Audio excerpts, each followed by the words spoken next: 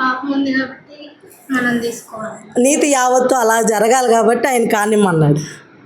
ఆయన మాదిరి, మనకి ఆయన మాదిరి, మనం కూడా ఆ రీతిగా ఉండాలి. ఆయనలో పాపం లేదు కానీ మనలో పాపం ఉంది. మన పాపాలన్నీ ఆయన మీద వేసుకున్నాడు కదా. ఆ సిలువలోనే మనకి కృప దొరికింది.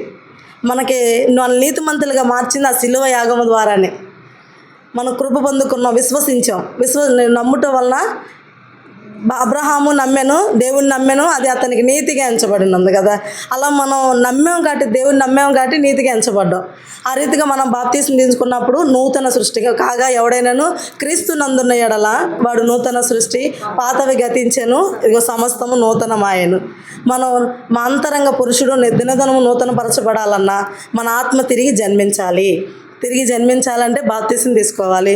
బాప్తీసం తీసుకున్నప్పుడు మన పాత రోత జీవితము ఆ నీటిలో సమాధి చేయబడుతుంది. యేసు ప్రభు ఏ రీతిగా అయితే